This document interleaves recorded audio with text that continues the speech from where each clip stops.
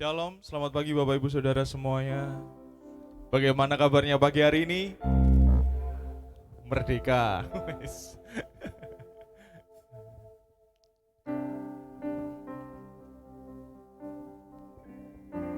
Mari kita mulai ibadah pagi hari ini dan kita berikan yang terbaik buat Tuhan kita. Segala puji syukur bagimu Bapa. Kami mengucap syukur untuk pagi hari ini, sebab kasih dan anugerah-Mu yang ada dalam setiap hidup kami Tuhan. Terima kasih Tuhan atas setiap berkat dan kebaikan Tuhan yang ada dalam setiap hidup kami. Dan pagi hari ini kami mau datang kepadamu Tuhan, membawa setiap hidup kami, membawa setiap hati kami Tuhan. Kami mau persembahkan yang terbaik bagimu Tuhan. Biarkan namamu selalu ditinggikan di gereja ini dan juga dalam setiap hidup kami Tuhan. Kami percaya Bapa, Engkau Allah yang empunya kami, Engkau Allah yang berkuasa, Engkau Allah yang berdaulat penuh atas setiap hidup kami. Dan kami mau sembah Engkau pagi hari ini Tuhan, hanya di dalam nama Yesus. Haleluya. Amin. Syukur Allah.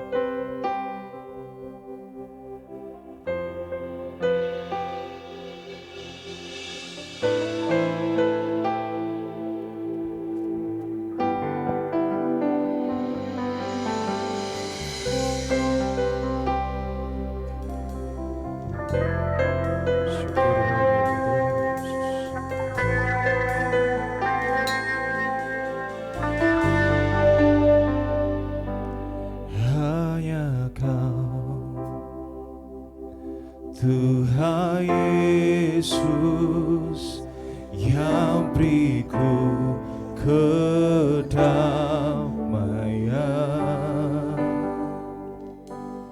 hanya Kau ya Roh Kudus yang beriku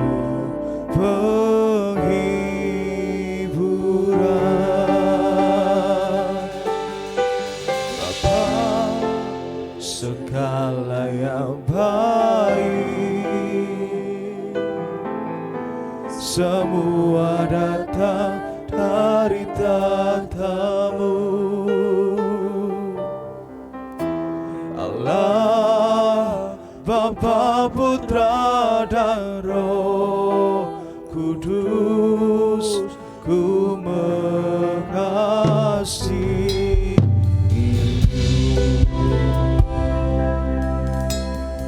Sungguh Kau Allah, hanya Kau Tuhan Yesus yang beriku kedamaian, hanya Kau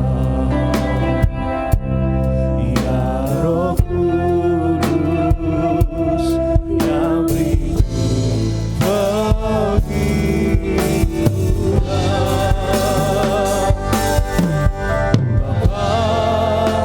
segala yang baik,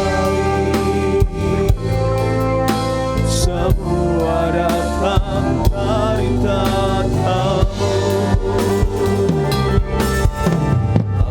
Allah Bapa, Putra dan Roh Kudus, ku mengasihi. Oh Bapa, segala yang baik, semua datang dari tatamu,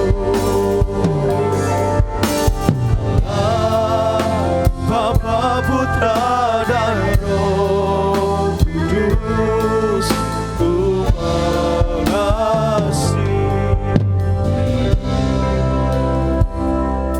Mari kita pujikan dari awal. Hanya Kau Tuhan, hanya Kau Tuhan Yesus yang beriku kedamaian,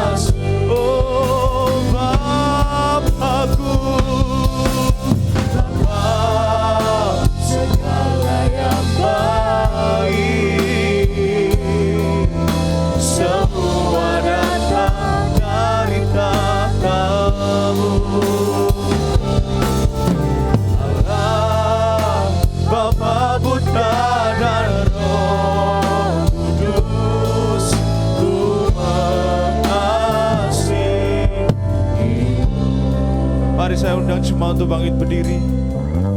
Kita pujikan pujian ini dan segenap hati. Hanya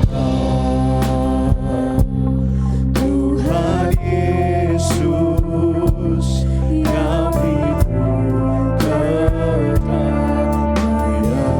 sebab Kau satu-satunya sumber kedamaian kami Tuhan, dan Kau satu-satunya sumber penghiburan bagi setiap kami Tuhan.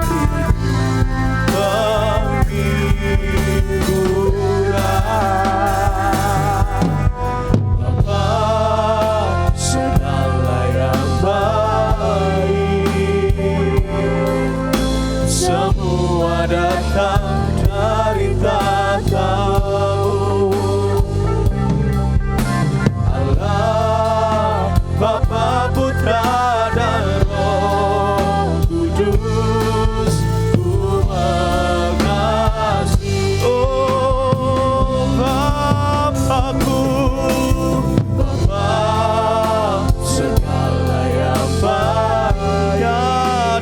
Sepertimu, semua datang dari tahta-Mu, Allah Bapa, Putra dan Roh Kudus. Ku mengasihi, oh Bapa-Ku, Bapa segala yang baik. Ya benar Tuhan, semua datang dari tahta-Mu. Tiada Allah lain selain Kau Yesus. Bapa, Putra dan Roh Kudus, Ku mengasihi. Oh Bapa-Ku, Bapa segala yang baik, semua datang dari tahta-Mu, Allah Bapa, Putra dan Roh Kudus. Ku mengasihi. Katakan dengan segenap hatimu, Bapa. Panggil Dia, Bapa segala yang baik, sebab semua yang terbaik itu datang darinya. Semua datang dari tahta-Mu. Amin, amin. Allah Bapa, Putra dan Roh Kudus. Ku mengasihi, oh Bapa-Ku,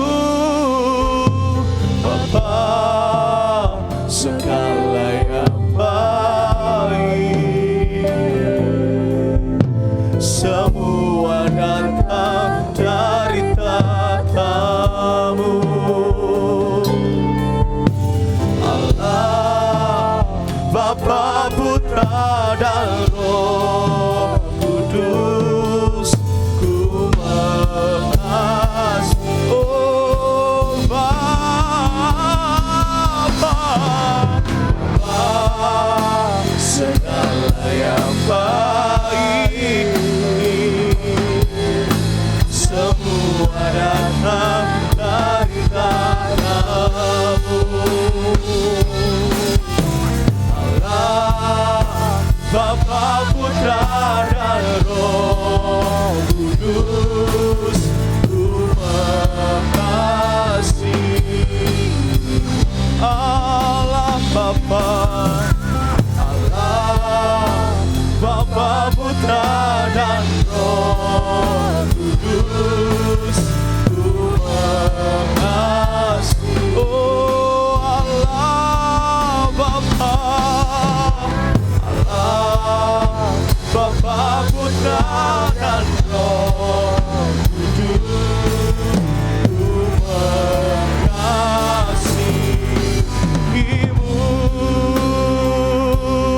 oh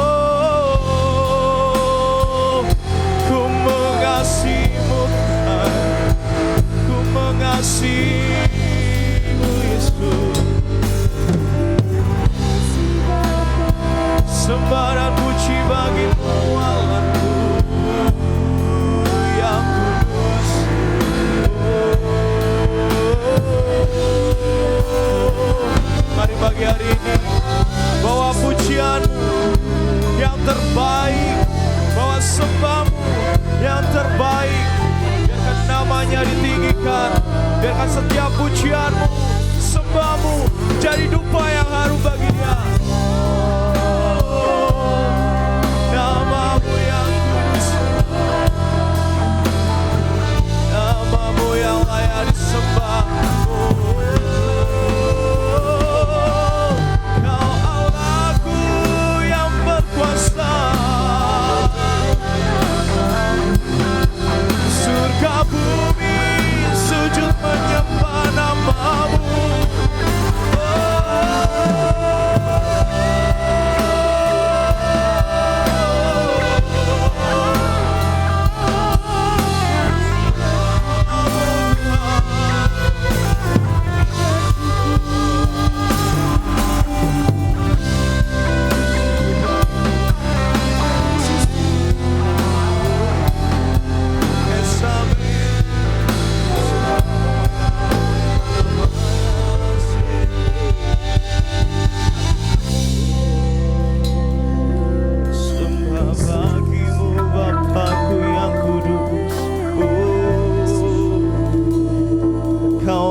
Yang bertakwa, ku sembah namamu, sebab ku hidup karenamu Tuhan, ku hidup karena kasih setiamu.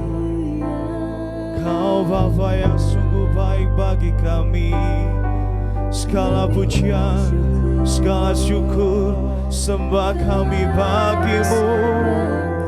Oh Allahku yang kudus, Kau Bapakku yang kekal, sembah namamu kudus, sembah namamu mulia.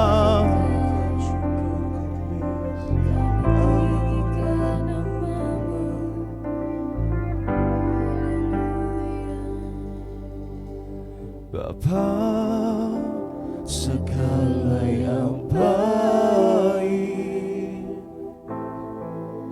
semua datang dari tahta-Mu.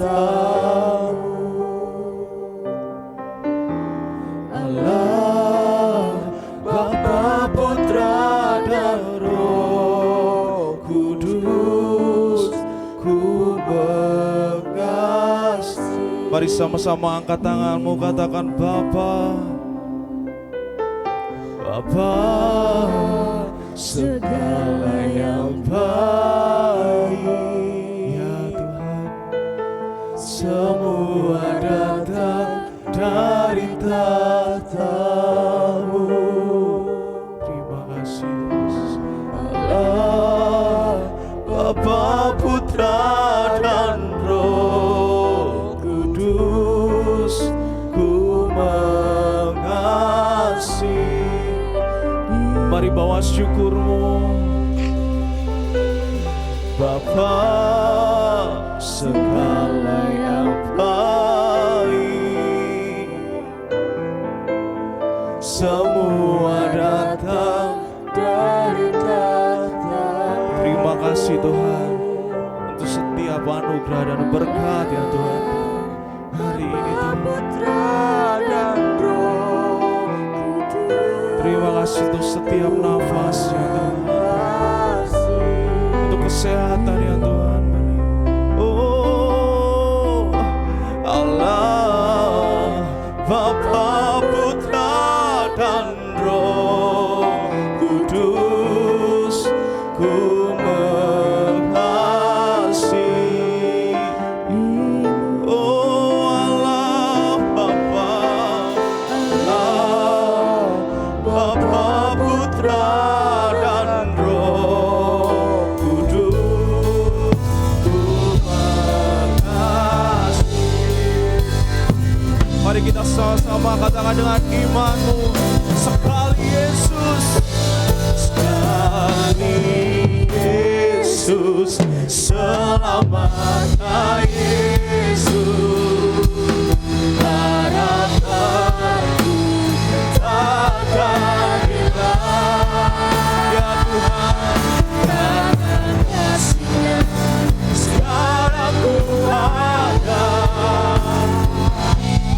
Oh Yesusku, ku ciptakan sekali Yesus.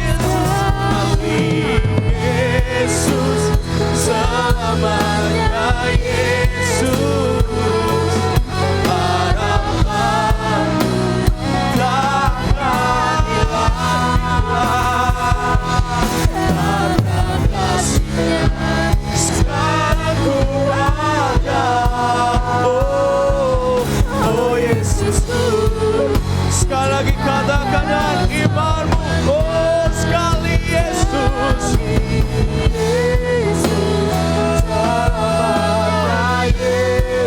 Yes, amin.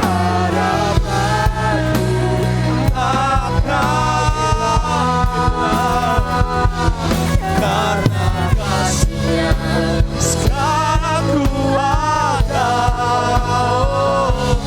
Oh Yesusku, ku cinta Kau selalu. Karena kasih-Nya, karena kasih-Nya sekarang ku ada.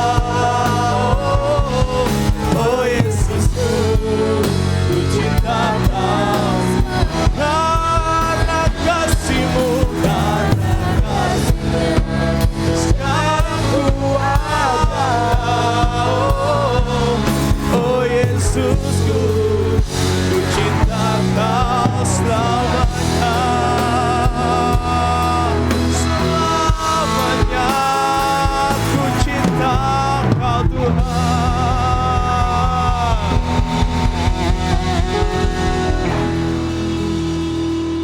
Segala pujian syukur hanya bagi-Mu Bapa, hanya di dalam nama Yesus. Haleluya. Amin. Siap bersorak-sorai buat Tuhan kita hari ini. Sama-sama katakan merdeka. Merdeka. Sebab kita punya Allah yang sungguh luar biasa dan tak tertandingi oleh apapun. Amin. Berikan kemuliaan buat Tuhan kita yang luar biasa.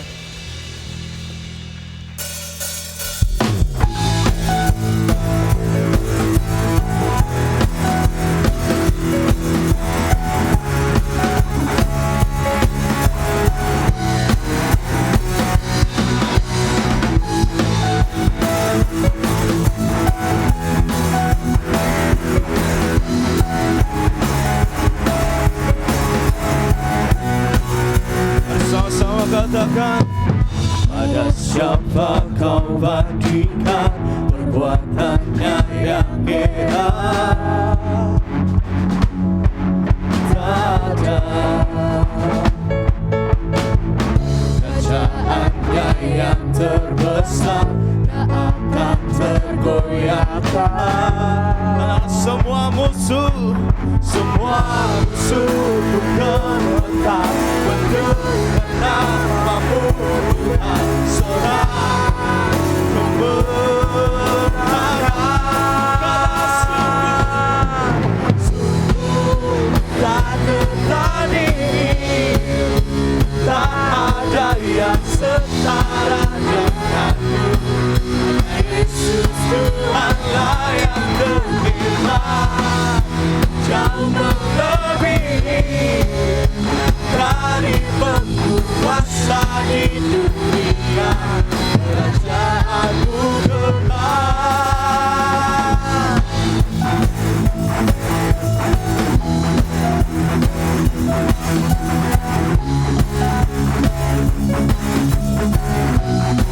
Mari sama-sama katakan, pada siapa Kau bandingkan perbuatannya yang hebat? Katakan tak ada. Tak ada. Yes, amin. Kerajaannya yang terbesar tak akan tergoyahkan. Semua musuh gemetar sebab mendengar nama-Mu. Musuh gemetar nama-Mu Tuhan. Sorak kebenaran, sungguh tak tertandingi, tak ada yang setara denganmu. Hanya Yesus Tuhanlah yang terhebat, jauh melebihi dari penguasa di dunia.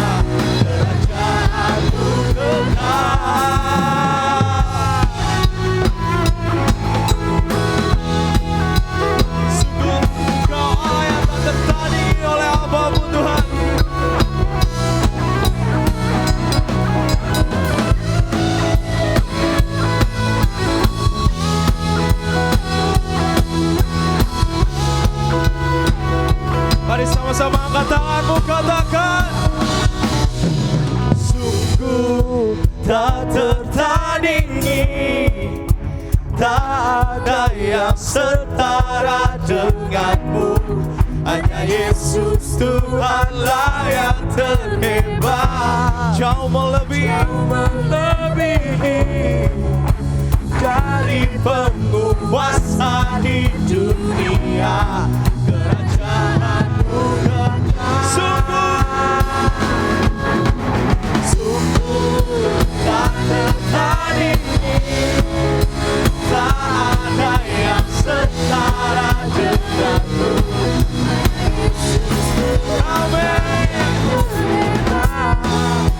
Jauh melebihi dari penguasa di dunia. Kerajaanmu kekal.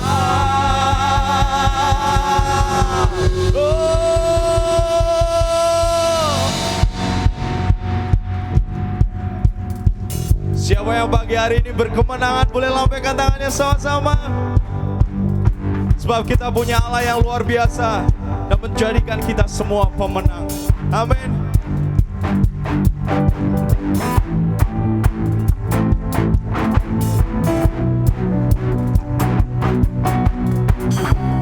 Mari sama-sama katakan. Na na na na na na na na na na na.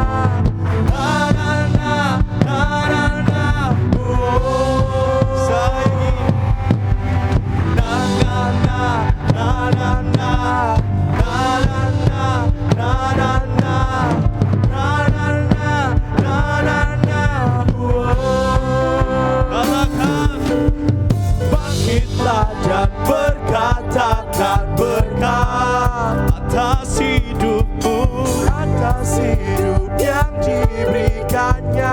Yes, amin. Dengan pasti, dengan iman, nyatakan kekuatannya, kedahsyatannya di hidup.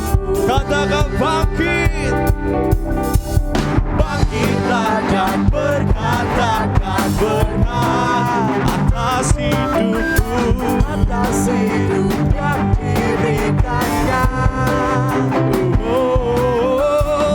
Dengan pasti, dengan iman, katakan kekuatannya, kedahsyatannya di hidup. Katakan kedahsyatannya, kedahsyatannya, kedahsyatannya di hidup. Sama-sama katakan dengan imanku. Berkata Tuhanku hebat, Yesusku, Yesusku. Berkata ku kuat melangkah bersamanya. Ku memuji, ku bersorak, haleluya. Mengangkat tinggi panjinya, panji kemenangannya. Ku bernyanyi, oh, ku bersorak, haleluya. Ku mengangkat tinggi panjinya, panji kebenaran. Ku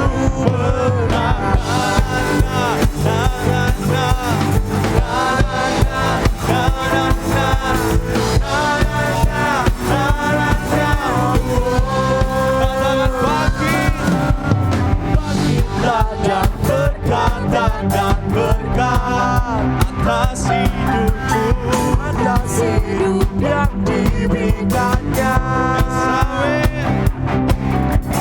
Dengan pasti, dengan iman, katakan kekuatannya, kedahsyatannya di. Katakan kedahsyatannya, kedahsyatannya, kedahsyatannya di. Dengan iman, imanku berkata Tuhanku hebat, Yesusku, Yesusku. Berkata ku kuat melangkah bersamanya.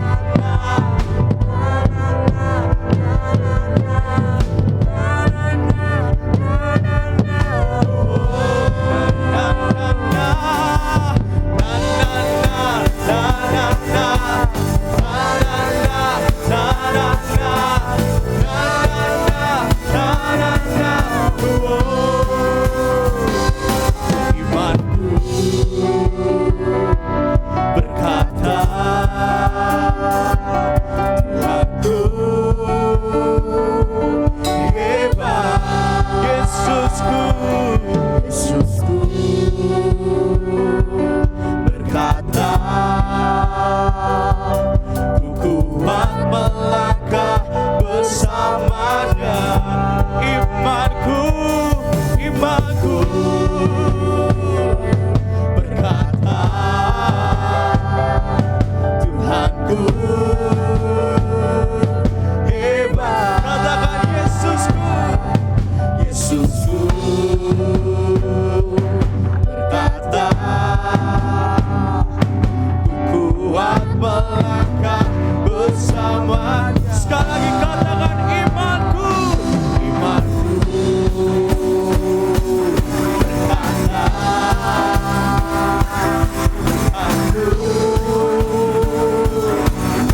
katakan Yesusku, Yesusku berkata, kuat melangkah bersamanya.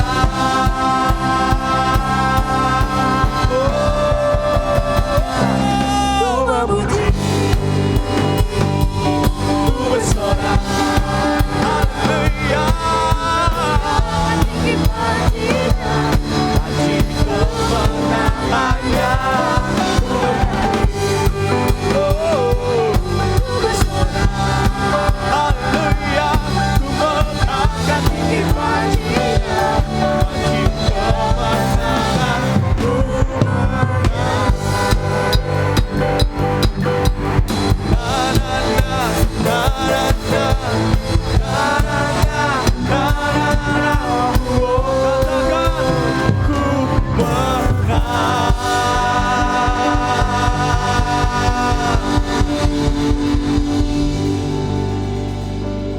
sekali lagi berikan kemuliaan buat Tuhan kita yang memberikan kemenangan buat kita semua.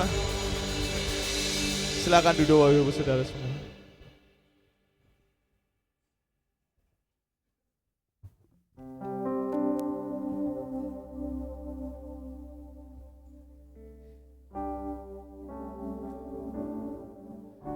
Sebelum mendengarkan firman Tuhan, kita mau memberikan persembahan. Tugas kolektan saya persilahkan. Dan mari siapkan hati kita untuk mendengarkan kebenaran firman Tuhan pagi hari ini.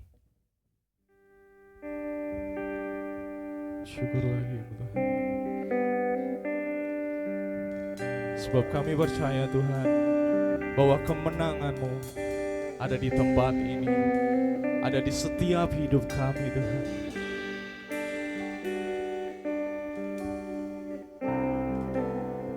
Syukur bagi Yesus.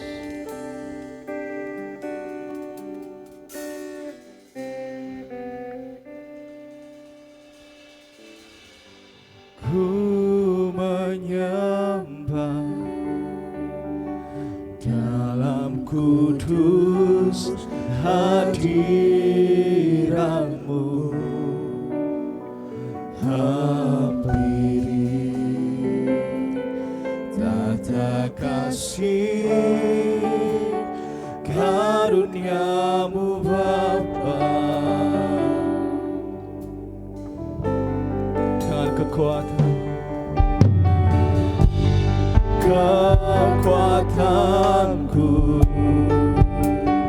hanya dalam hadirat-Mu, Yesus, Yesusku. Hanya Kaulah segalanya.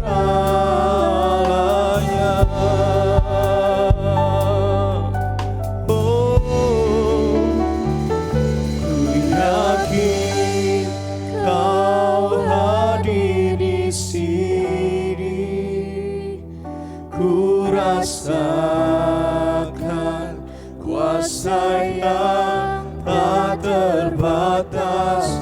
Ku yakin Kau nyata di sini. Kemenangan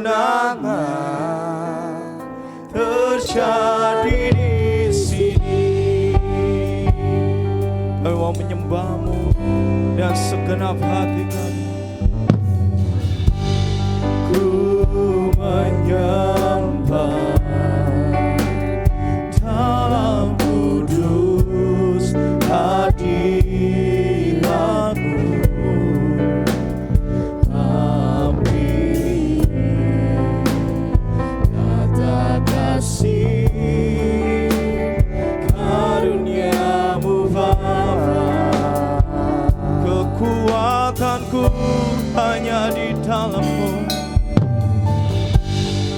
kekuatanku hanya dalam hadiratmu, Yesusku. Hanya Kaulah segalanya. Ku yakin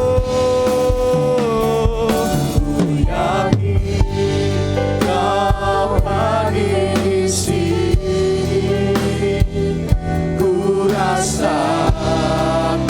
Ku rasakan kuasa yang tak terbatas. Ku yakin Kau nyata di sini. Kemenangan terjadi di sini. Oh, ku yakin Kau hadir di sini. Ku rasakan kuasa yang tak terbatas. Ku yakin Kau nyata di sini. Kemenangan. Sekali lagi saya undang jemaat untuk bangkit berdiri. Katakan, ku yakin Kau hadir di sini. Ku rasakan kuasa yang tak terbatas. Ku yakin Kau nyata di sini. Kemenangan terjadi di sini. Ku yakin Kau hadir di sini. Ku rasakan kuasa yang tak terbatas. Ku yakin Kau nyata di sini. Kemenangan terjadi di sini.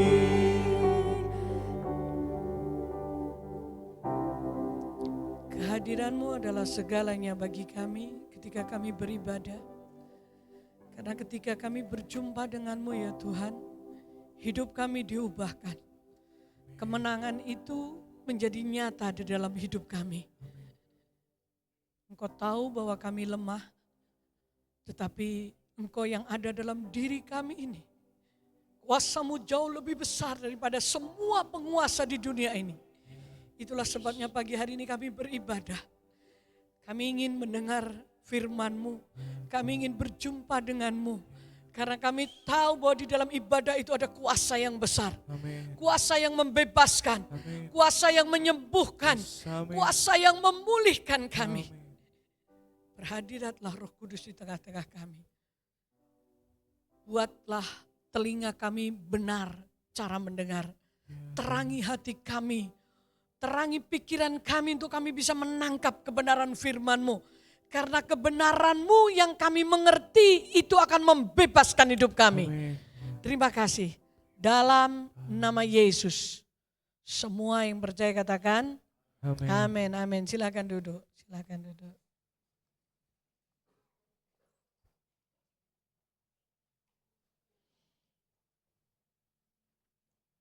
Katakan kanan kirimu merdeka mulai hari ini juga.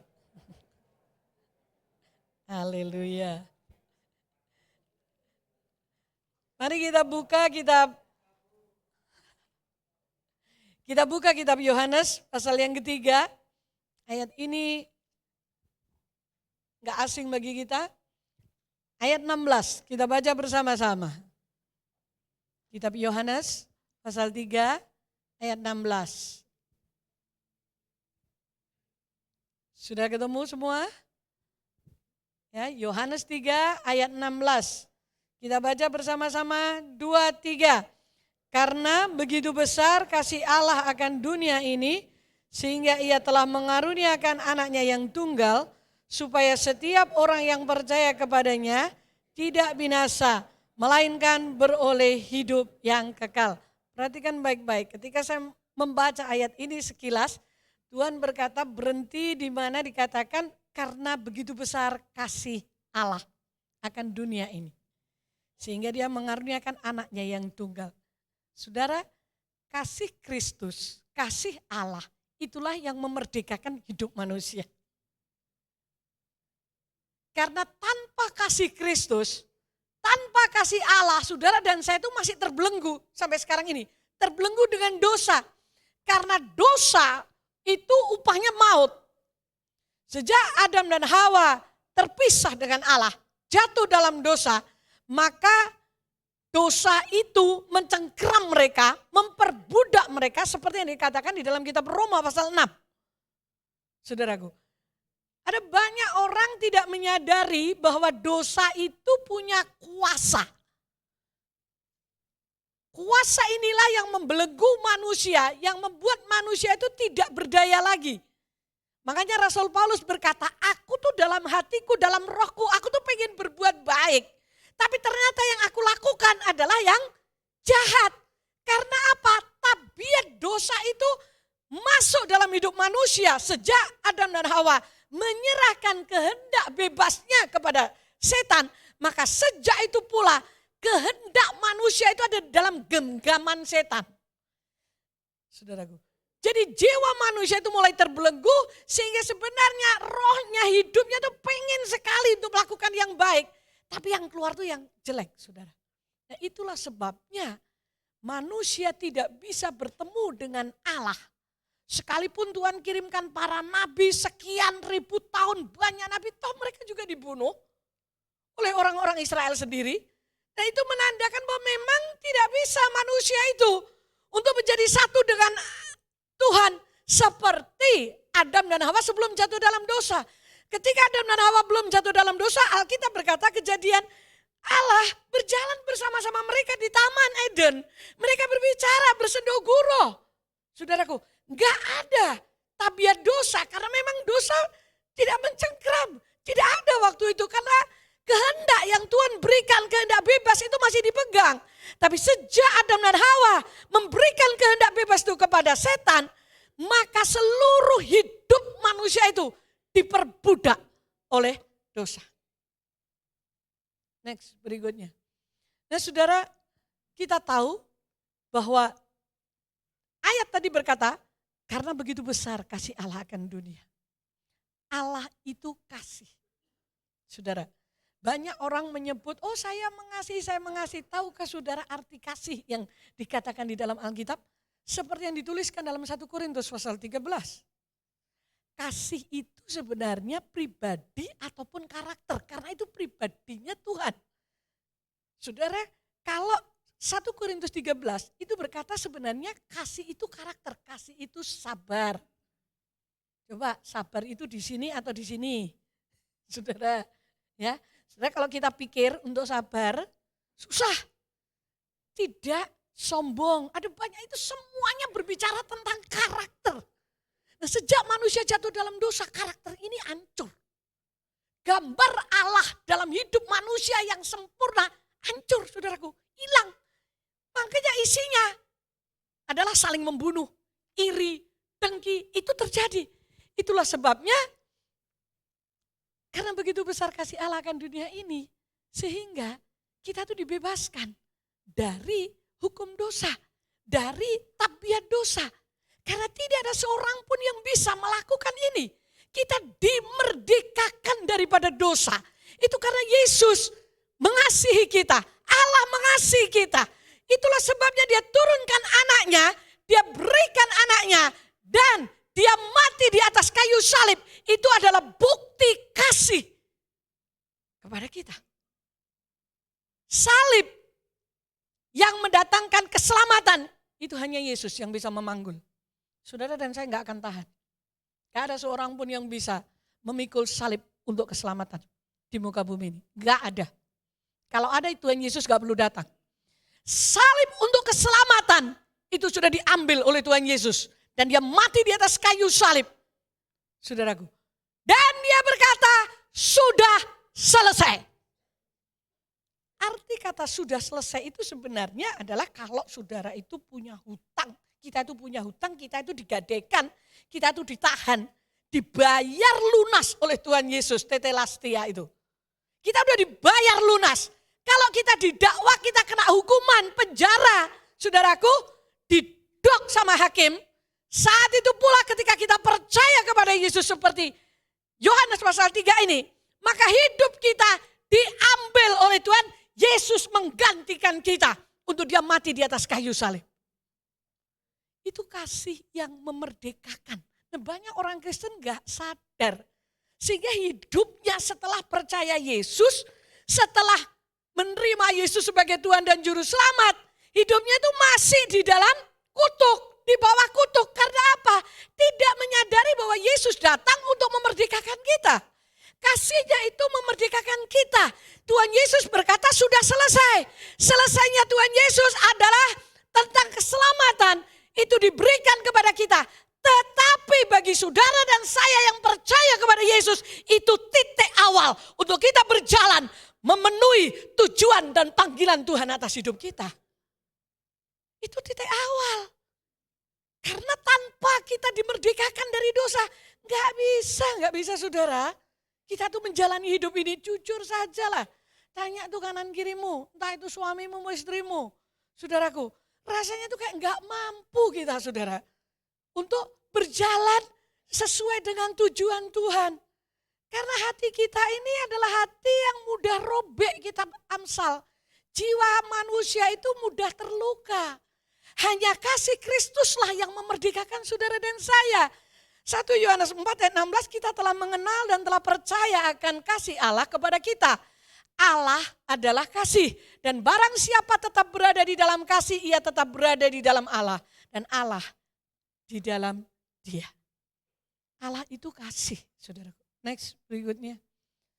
Jadi manusia setelah jatuh dalam dosa, karena dosa itu sifatnya memperbudak. Diperbudak, diikat oleh dosa. Nah, kita akan lihat akibat daripada Adam dan Hawa jatuh dalam menyerahkan kehendak bebasnya. Yang pertama kali di Alkitab ditulis dalam kitab Kejadian. Itu Kejadian pasal 3 ayat 10. Ini loh akibat dosa yang pertama. Dan ini masih berlangsung sampai hari ini disodorkan terus kepada kita. Nah, kalau sampai kita tidak tahu bahwa ini adalah akibat dosa dan inilah yang ditebus, diambil oleh Tuhan Yesus, maka saudara dan saya akan tetap diliputi dengan akibat dosa ini. Buka kitab Kejadian pasal 3 ayat 10. Saya akan membacakan mulai ayat 9. Tuhan Allah memanggil manusia itu dan berkata, "Di mana engkau?" Ayat 10 perhatikan. Ia menjawab, "Ketika aku mendengar suaramu di taman, aku menjadi takut karena aku telanjang. Maka aku bersembunyi." Perhatikan baik-baik. Akibat dosa yang pertama itu adalah rasa takut. Dulu Adam dan Hawa itu berjalan-jalan bersama dengan Allah loh. Menamai binatang yang gede itu gajah. Kok gak dinamai semut? Yang gede itu. Yang kecil itu semut. Itu wewenang diberikan kepada Adam loh oleh Tuhan. Nama itu binatang-binatang itu. Oh, Tuhan berjalan bersama-sama. Tetap sejak Adam dan Hawa jatuh dalam dosa, maka takut ini langsung masuk dalam hidup kita. Dan akibat daripada takut ini fatal loh saudara. Saudara takut masa depan. Kira-kira stres enggak? Takut ekonomi. Stres enggak? Takut tentang anak-anak. Waduh, anakku kok seperti ini. Wah, itu pikiran kita udah ketakutan. Stres loh saudara. Asam lambung tiba-tiba. GERD. Apalagi migrain. Wah, itu karena rasa cemas, karena takut itu bisa mengakibatkan cemas. Loh, memang ada Pak Dokter. Ya memang ada obatnya. Ya tapi nanti coba yang konsultasi dengan Pak Dokter. Sekalipun diobati tapi kalau tiap hari ketakutan, apakah obat itu bisa berguna? Sedikit saja gunanya. Coba bayangkan, orang asam lambung, orang GERD itu sekarang konsultasinya bukan ke dokter umum loh. Ke dokter apa? Dokter jiwa toh. Nah, jiwa itu di mana? Bukankah itu karena pikiran kita? Adam dan Hawa. Tuhan berkata, sebenarnya Tuhan sih tahu di mana Adam dan Hawa. Tapi kenapa kok Tuhan tanya, Adam, di mana kamu? Emang Tuhan gak lihat? Tahu lah. Tuhan tahu, Tuhan tuh pengen supaya manusia itu ngakui apa yang dialami. Tuhan tuh seneng dengan pengakuan kita. Saudara, mungkin kita bisa dengan manusia senyum, haleluya, puji Tuhan, hatimu dongkol, merengkel, sak genggam, ya bisa aja. Tapi di depan Tuhan percuma. Saudara, percuma kayak gitu tuh. Karena Tuhan tuh tahu. Makanya Tuhan tanya, Adam, di mana kamu? Adam dan Hawa jawab, Tuhan, ketika aku mendengar langkahmu, masih bisa mendengar enggak? Masih bisa mendengar langkah Tuhan enggak? Setelah jatuh dalam dosa? Masih. Tetapi dia berkata, ketika aku mendengar langkahmu Tuhan, aku bersembunyi karena aku takut. Lah, takut itu adalah akibat dosa. Makanya banyak orang juga takut. Orang takut mati itu bingung loh saudara. Pernah saya ceritakan, pernah ketika saya di Makassar, ketika makan, yang ngajak saya makan ngomong, Tante, lihat di samping Tante, itu orang kaya di Indonesia Timur. Terus saya ngelirik, terus ada apa? Tapi Tante tahu, dia tidak pernah, hampir setiap hari tidak pernah bisa tidur. Dan dia kalau tidur di hotel tidak pernah ada yang tahu kamar mana. Karena satu lantai dia booking semua. Karena dia takut kalau dibunuh. Tak pikir-pikir, seenak anakku ya. Makan sambal terasi, iwak asin, sayur asem, tidur di mana-mana itu udah ada ketakutan. Loh, karena apa? Gak takut mati gitu loh. Kenapa gak takut mati? Karena Yesus sudah mengambil alih. Saudaraku, karena dia mengasihi si dunia, kuasa maut dikatakan 1 Korintus 15 itu, hei maut di mana sengatmu? Karena maut sudah dikalahkan. Jadi kita orang percaya, jangan sampai ketakutan ini kita beri tempat dalam hidup kita. Wah Bu Ella, faktanya lah bagaimana nanti masa depan anak saya. Emangnya kalau saudara takut bisa memberi, Tuhan ngomongkan kalau kamu khawatir apakah kamu bisa menambah sejengkal hidupmu? Enggak ada, enggak bisa. Saudaraku, takut itu dosa, akibat dosa yang pertama saudaraku ya. Takut. Kanan kiri ngomong, kamu ada rasa takut enggak? Kalau ada rasa takut, sekarang ingat lagi, karena begitu besar kasih Allah akan dunia ini.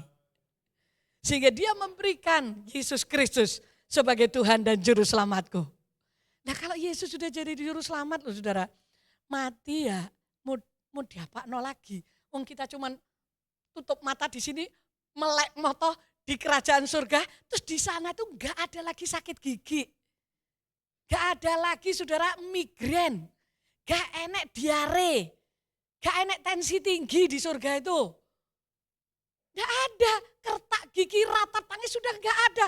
Loh kok takut, aku tuh bingung lama-lama. Ini pasti ada sesuatu yang salah di dalam pemikiran kita dan dalam jiwa kita. Kalau kita takut mati.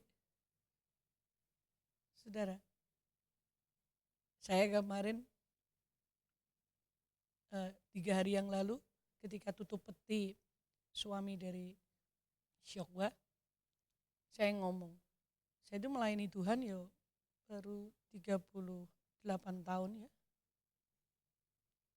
Saya menghadiri kematian, biasanya orang nangis itu kan sedih ditinggal pasangannya.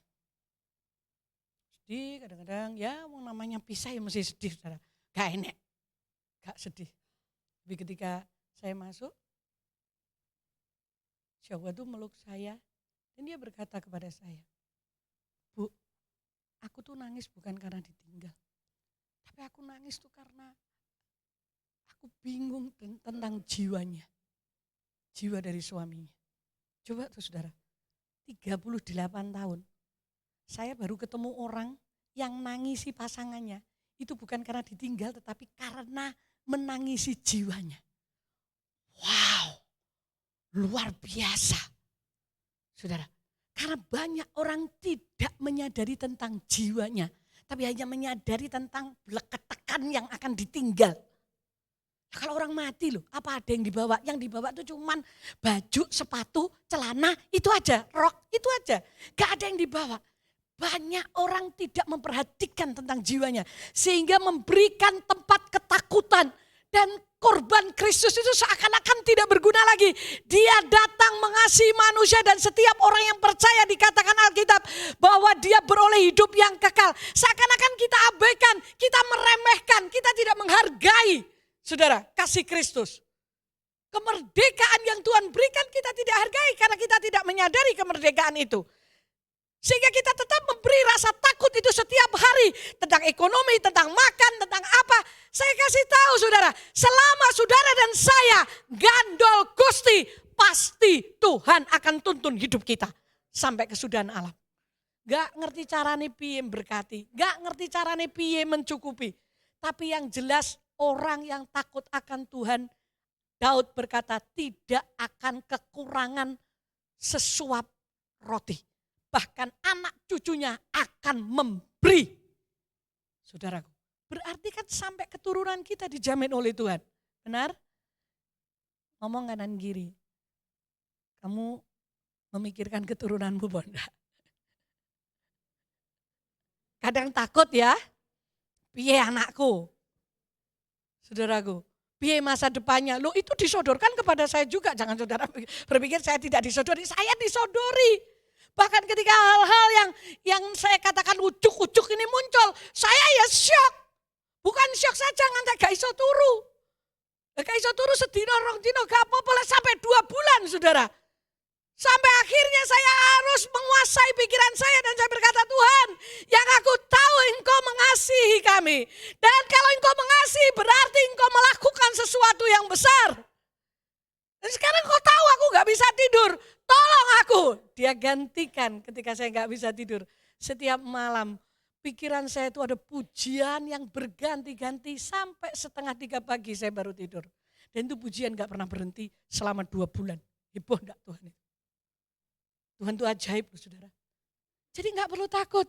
Yang kedua, manusia itu terpisah dari Allah. Yang dulunya jalan sama-sama, ngobrol bareng. Itu terpisah saudara. Diusir Adam dan Hawa. Bahkan dikasih batasan. Mereka harus bekerja. Saudara pikir kita bekerja keluar keringat setengah mati. Sampai ada yang berkata, Bu Ella saya ini kerja pagi tak pakai siang, siang tak pakai malam. Oh, hanya untuk kehidupan. Ya, karena sejak manusia terpisah dari Tuhan, Tuhan ngomong sama Adam dan Hawa, kamu harus berjerih lelah keluar keringat untuk tanah ini menghasilkan. Jadi yang tidak bekerja jangan makan. Kan ada di Alkitab. Gak boleh makan, gak boleh dapat itu. Jangan kasih makan kepada orang yang nganggur. Dia harus mau bekerja. Karena memang Tuhan ngomong, jerih lelahmu. Itu baru bisa menghasilkan tanah ini. Harus kau olah. Gak bisa enggak. Itu terpisah. Akibat terpisah dari Tuhan. Itu maka kita bekerja keras. Iya saudara sampai hari ini. Coba ada enggak yang di sini merasa lebih dari cukup tanpa bekerja, duduk manis, semuanya datang sendiri. Ada enggak? Boleh ada aku tak daftar. Ada enggak? Pak Timur tutup sebulan. Duitnya teko dhewe piye, Bu? Kan tidak mungkin toh. Semua harus kerja. Karena memang itu terpisah. Itu akibat daripada kita terpisah dengan Allah. Kalau saudara ingin menikmati semua yang Tuhan percayakan kepada saudara, jangan terpisah dengan Tuhan. Maka apa yang Tuhan percayakan kepadamu bisa dinikmati. Kalau enggak, wah saudara, wong dunia kita ini gendeng edan saya bilang. Lah kok ngono kok manusia sajanya Khairil Anwar. Aku ingin hidup 1000 tahun lagi. Goblok saya bilang. 1000 tahun emangnya enak. Susah payah. Loh yang orang yang paling berbahagia adalah orang yang mati di dalam Yesus itu orang paling berbahagia loh. Itu lebih berbahagia daripada saudara yang punya deposito 100 M. Kenapa? Karena dia sudah tidak mikir bayar listrik, nggak mikir Sesuk blonjo apa, nggak mikirnya dong, nggak mikir apa-apa yang mati itu. Apalagi yang mati di dalam Yesus loh ya, bukan yang di luar Yesus. Yang mati dalam Yesus itu orang yang paling berbahagia, dikatakan Alkitab. Di sana lantainya dari emas. Dikatakan kitab Wahyu pasal 21 itu. Ada yang berkata bahwa surga itu bukan satu tempat, tetapi tetapi hadirat Tuhan. Nah, kalau cuman hadirat Tuhan, menyatunya kita dengan Yesus benar. Tetapi kenapa dikatakan lantainya dari emas murni? Berarti itu kalau ada lantai berarti ada tempat enggak? Nah, kalau ada lantai enggak ada tempatnya, lantainya gentayangan. Saudaraku, kan bingung saya. Jadi jangan sampai kita terpisah. Akibatnya dengan dosa itu kita sesat, saudaraku. Yesaya 53 ayat 6. Mereka itu seperti domba yang tersesat, gak tergembalakan. Gak ngerti apa yang harus diperbuat. Semua disasai, saudara. Semua hidup dijalani. Ya Tuhan, ya Mamon. Ya Tuhan juga berhala. Juga Tuhan, juga itu tadi, yang lain-lain tadi. Wis mbuh apa saja itu. Jadi itu mengikat manusia. Dan juga sakit. Kejadian 3:16 Tuhan udah ngomong sama Hawa. Ya karena kamu bikin ulah, maka kesakitan waktu kamu melahirkan akan kamu alami.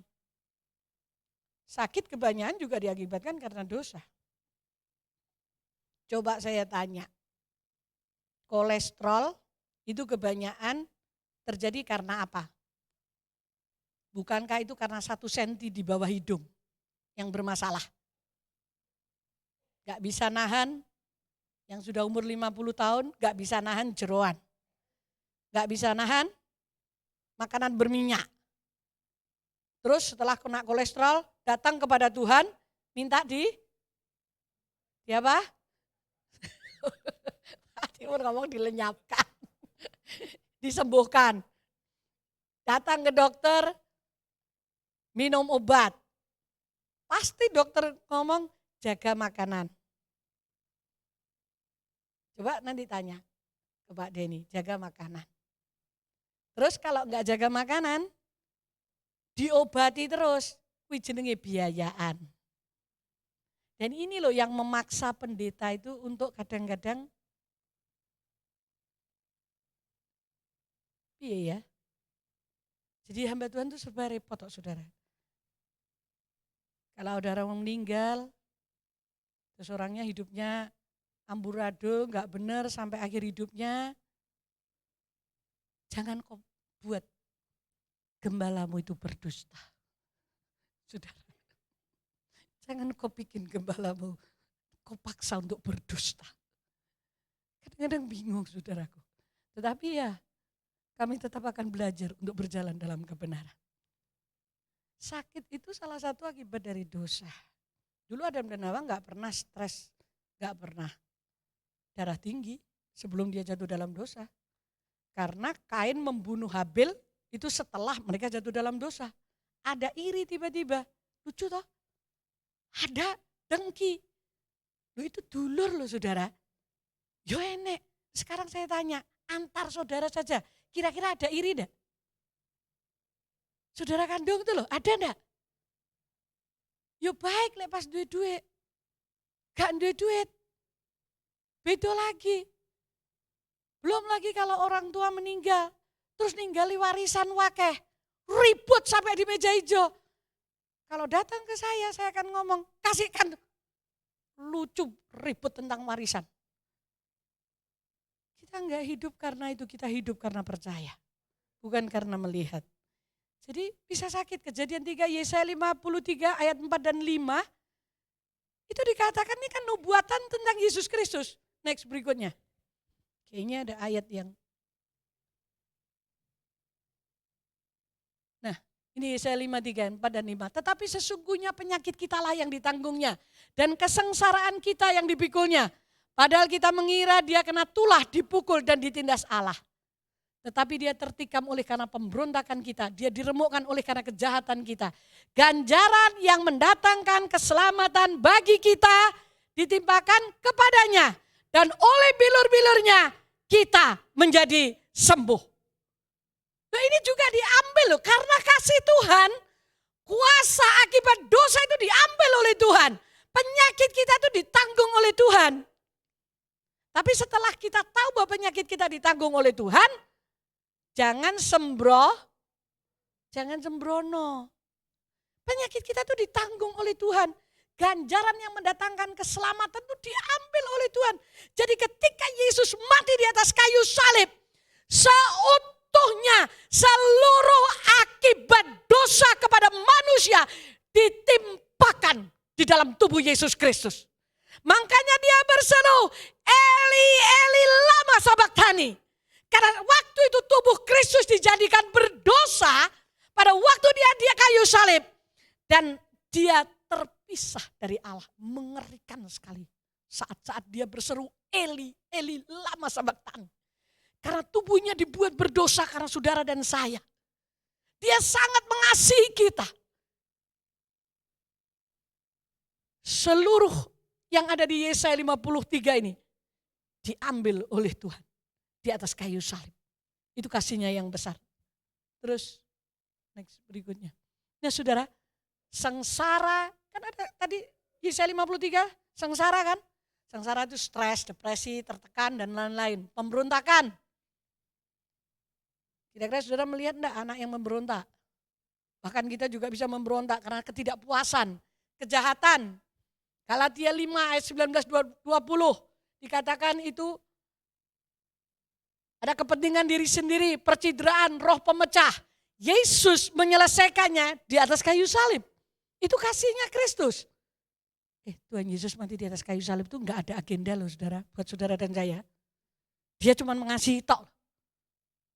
Coba bayangkan, dia hanya mengasihi saudara dan saya. Nah, ketika Yesus mati di atas kayu salib, dia selesaikan. Nah, itu merupakan awal bagi kita yang percaya untuk menggenapi tujuan Tuhan dalam hidupmu dan hidupku. Emangnya kita ditebus, dibebaskan, dimerdekakan tanpa tujuan? No.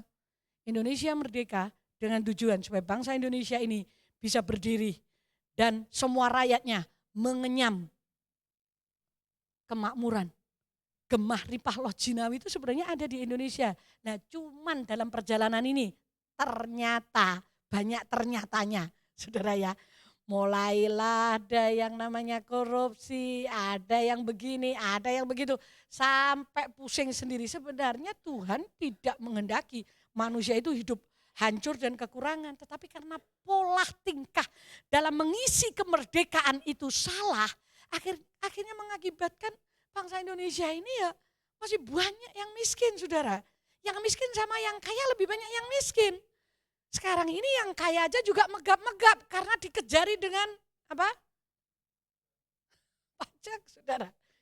Bingung juga. Tak pikir-pikir, saya mikir, tak pikir yang kaya itu sudah tenang, tidur nikmat, mau makan apa saja bisa, mau pergi kemana-mana bisa. Lah saya yo cerita sama saya stres. Loh stres itu akibat saudaraku. Dan ini sebenarnya sudah diambil oleh Tuhan Yesus, depresi. Saya ngadepi orang depresi bolak-balik ya. Orang depresi itu susah tuh, dijak omongo yo. Dia pokoknya pikirannya dia ya bener. Semua orang salah, itu sudah masuk tingkat depresi saudara. Udah enggak bisa diomongi. Kayaknya kita tuh berpikir, bola saya tuh enggak sakit loh, jiwa saya buktinya saya enggak masuk rumah sakit jiwa. Kalau kita mau jujur, saudara-saudara ketakutan, enggak bisa tidur, saudara stres. Benar-benar memikirkan besok itu bagaimana. Itu jiwamu kena, jiwa kita tuh kena saudara. Satu-satunya tempat untuk menyegarkan jiwa kita adalah ketika saudara dan saya datang kepada Tuhan seperti Daud berkata, Engkaulah yang menyegarkan jiwaku. Yuk berikutnya. Nah, sekarang solusinya saudara. Itu tadi kan numplek-blek, mau enggak mau loh saudara.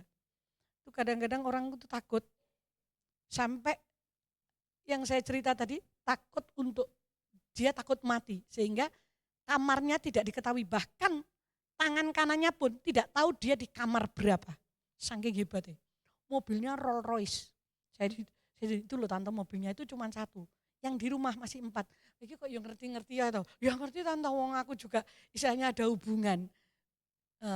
Karena dia juga pembisnis, ada hubungan. Oh gitu. Lah wong duwe mobil koyo ngene apike lho, tak demek Saudara. Tak demek Rolls Royce, wah apik tenan ya. Ngene kok ora iso turu, kalah mbek tukang becak ning pinggir dalan. Geletak, tutupan topi, ngorok sampean. Ya ampun Tuhan. Kok nemen-men sak nemen.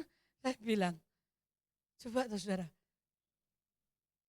Mungkin dia karena saking takutnya mati, nggak pernah ada yang tahu tempat tidurnya. Lagi bojone anaknya terus piye lek delok bapaknya stres. Ini stres loh Saudara kalau udah begini nih. Dan ini penyakit bisa muncul semuanya. Kalau udah begitu. Ketenangan jiwa kita itu membuat tubuh Saudara dan saya itu menjadi kayak merespon dengan semua keadaan. Kalau kita jiwa kita tenang, saya enggak tahu itu hormon apa yang lupa saya, yang membuat tubuh kita tuh semakin segar. Mau enggak mau, terbukti Alkitab itu benar bahwa hati yang gembira adalah obat. Sejak kapan itu? Diakui oleh dunia sejak COVID. Orang kena COVID, ketakutan, stres, ndang cepet-cepet nih kotak. Tapi orang kena COVID, hatinya bersuka cita. Loh COVID-nya lari lah Saudara. Itu sudah terbukti, hati yang gembira itu adalah obat yang manjur. Nah, gembira itu bukan, ini joy ya, sukacita. Nehemia berkata, sukacita yang daripada Tuhan, itu adalah kekuatan kita. Sukacita.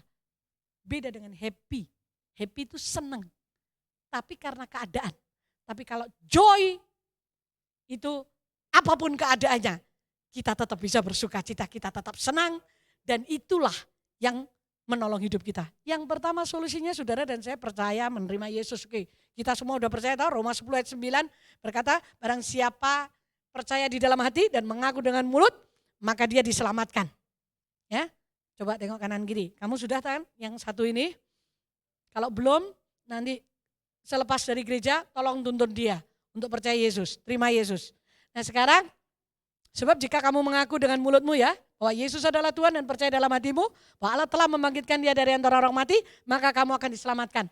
Oke, soal keselamatan selesai. Naik.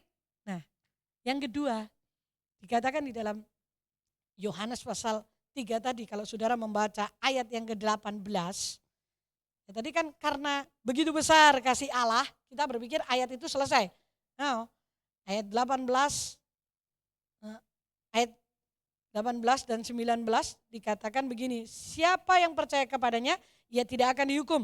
Siapa yang tidak percaya, ia telah berada di bawah hukuman, sebab ia tidak percaya dalam nama Anak Tunggal Allah.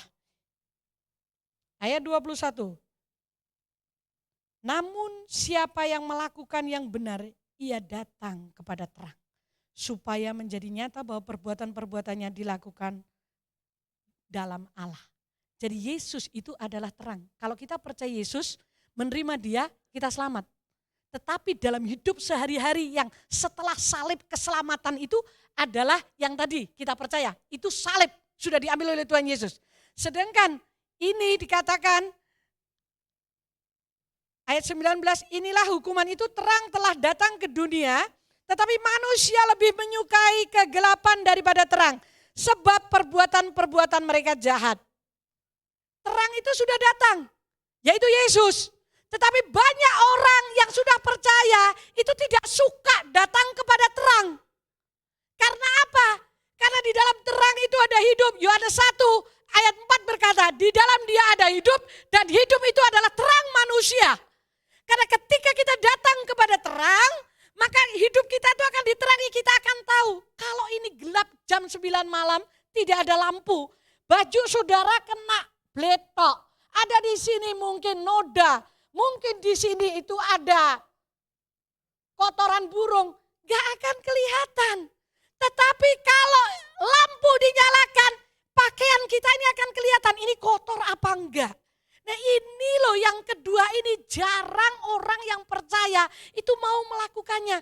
Bagaimana Bu Ella cara kita datang kepada terang? Melalui doa. Kita datang kepada dia karena terang itu adalah Yesus. Semakin sering kita datang kepada Yesus, semakin kita tahu hidup kita itu sudah bagaimana. Bagaimana orang bisa tahu dirinya salah kalau dia nggak pernah datang kepada terang. Hidupnya dalam kegelapan sekalipun dia sudah percaya kepada Yesus. Makanya Alkitab berkata manusia itu nggak suka datang kepada terang. Padahal terang itu sudah ada, sudah datang. Terang inilah yang menjadi kehidupan manusia. Itulah sebabnya kita bisa membedakan yang jahat dan benar. Karena terang itu hidup manusia. Dikatakan Yohanes 1 ayat 4, dalam dia ada hidup dan hidup itu adalah terang manusia. Selama saudara dan saya nempel kepada Tuhan, maka kehidupan surga itu akan mengalir dalam hidup kita. Nah masalahnya saya tanya, jujur saja, kita ini senangnya datang kepada terang atau ya mungkin bukan gelap lah karena kita sudah percaya Yesus. Remeng-remeng. Hampir semua kafe itu juga remeng-remeng ya, karena dimodifikasi. Bahkan bukan kafe tok loh saudara. Gereja sekarang juga senangnya tuh remeng-remeng. Saudaraku. Remeng-remeng. Diganti dengan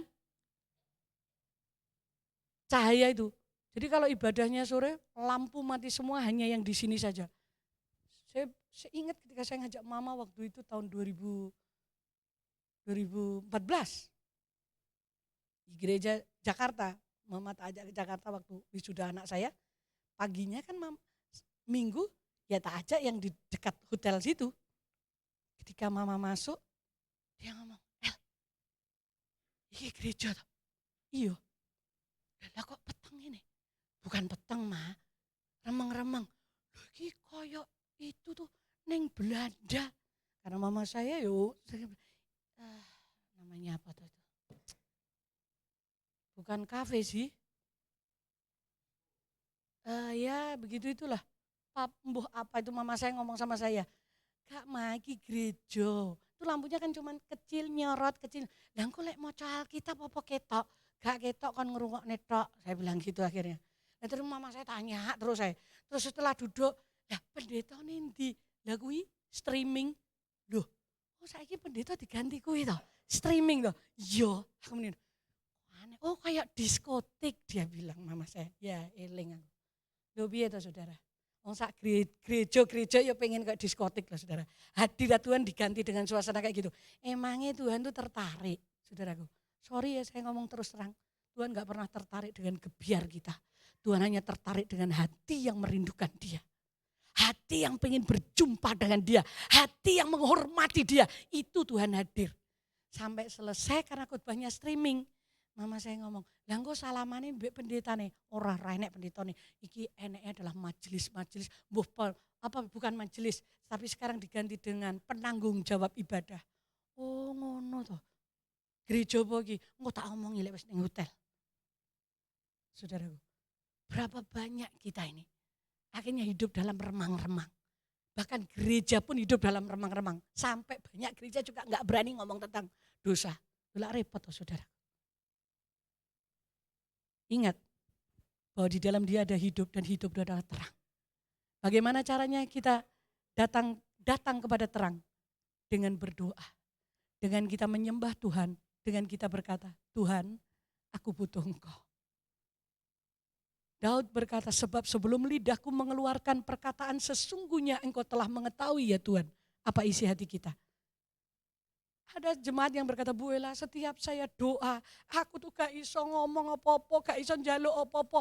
Isine mek nangis tok aku ngomong Tuhan, aku pengen dekat mbek Tuhan. Sudah itu doa saudara, orang iso ngomong apa-apa. Daud berkata kok sebab sebelum lidahku mengeluarkan perkataan engkau sudah tahu kok. Tuhan tahu kok kebutuhan saudara. Tuhan tahu kok kalau saudara umpamanya dinakali orang.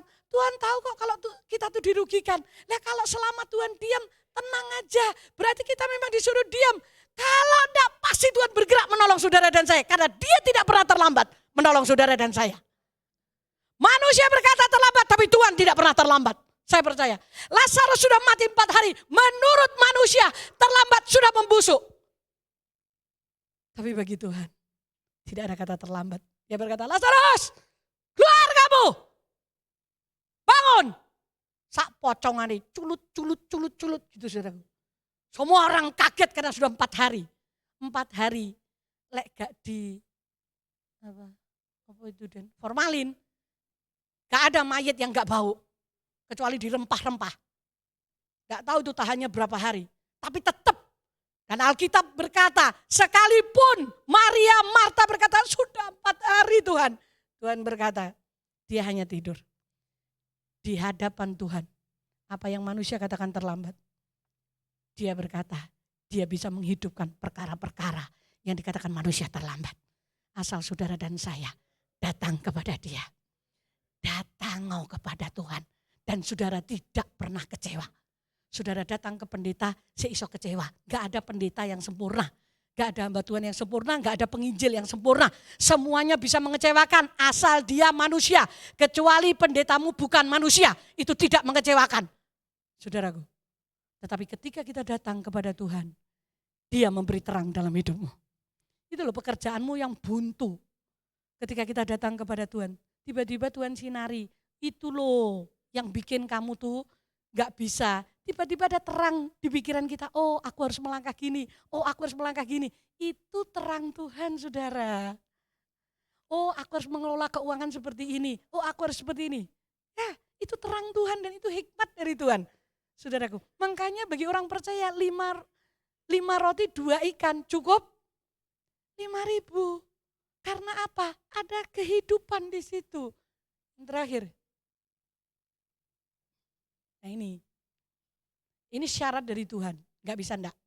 Salib keselamatan yang mikul Tuhan ya, tetapi Tuhan tidak pernah berkata bagi orang percaya itu kita masuk jalan ke mana? Ke surga, ke tanah perjanjian, lengkang kangkung. Enggak, Tuhan bilang Lukas 9 ayat 23, barang siapa hendak mengikut aku, dia harus menyangkal dirinya dan memikul salibnya. Kapan saudara? Woi, 1 minggu sekali. Setiap hari. Ini bukan untuk selamat. Saya katakan sekali lagi.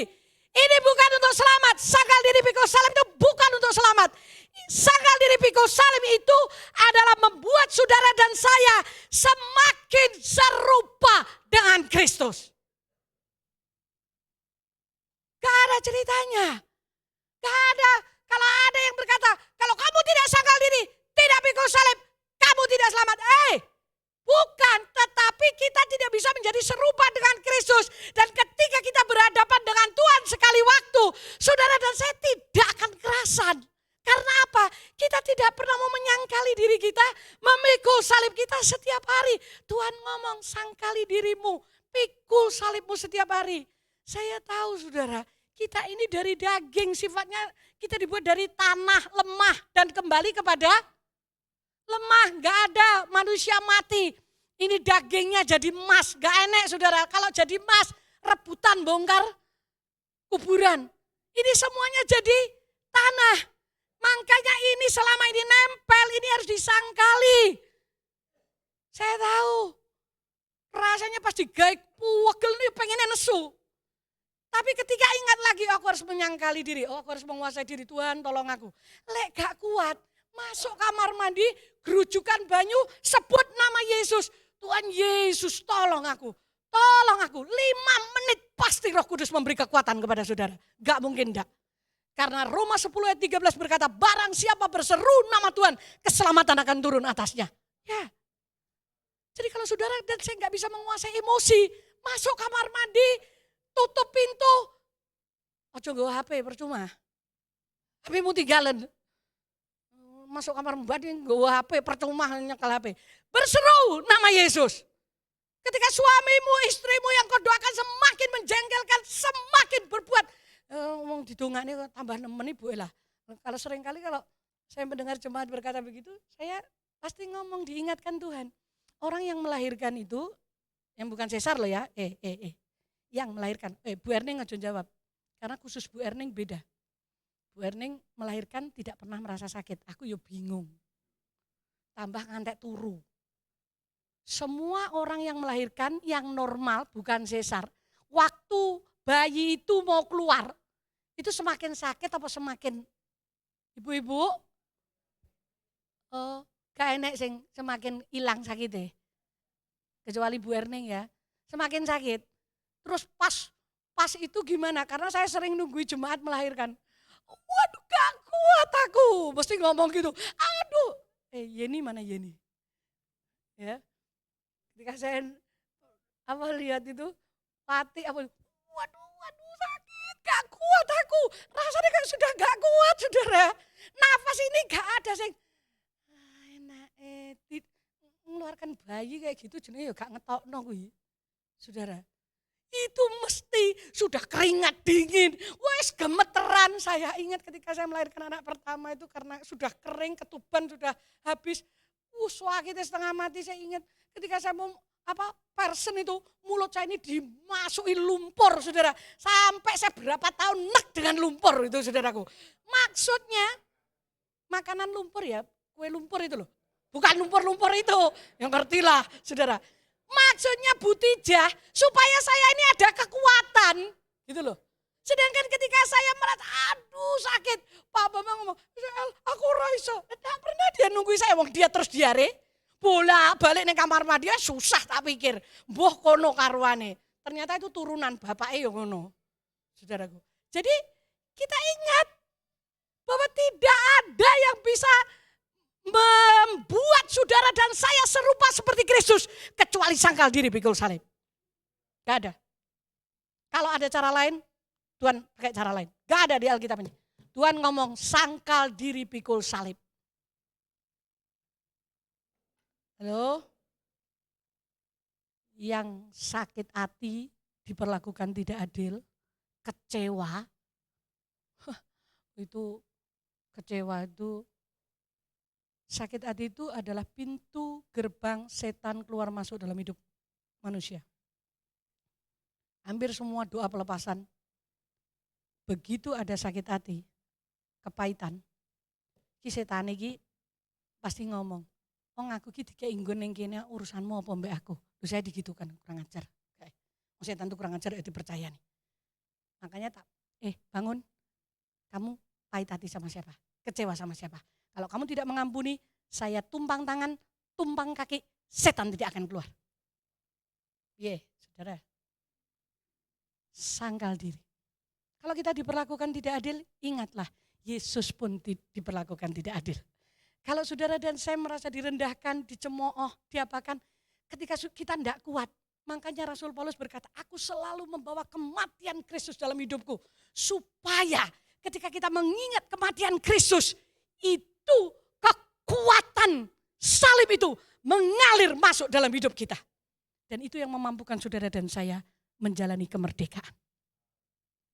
Berapa banyak orang Indonesia, rakyat Indonesia yang sebenarnya sejak 45 harusnya sudah merdeka, bisa kerja.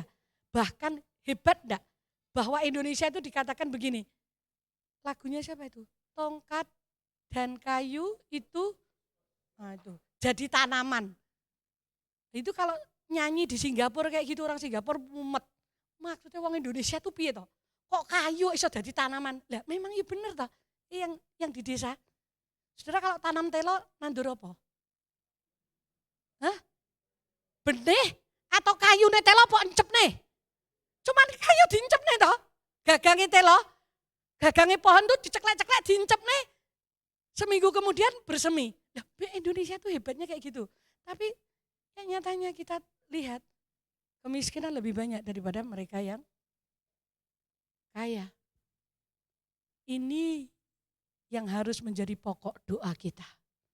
Bahwa negara ini akan dipimpin oleh orang-orang yang takut akan Tuhan. Kita gak bisa menghakimi karena masing-masing kok saudara. Berapa banyak orang yang tidak mau sangkal diri pikul salib. Jangankan di luar sana, di dalam gereja aja banyak orang yang tidak mau sangkal diri pikul salib. Ada banyak saudara, sehingga membuat satu dengan yang lain ketika gesekan. Terus aku gak gerejo-gerejonan. Tapi pikir-pikir, yang butuh Tuhan itu kita atau Tuhan ya yang butuh untuk diselamatkan itu? Kan kita. Kita yang butuh Tuhan. Kita yang butuh diselamatkan, bukan Tuhan yang butuh kita. Oh kita ini ciptaan Tuhan. Nah kalau kita sudah enggak mau, ya Tuhan enggak pernah maksa.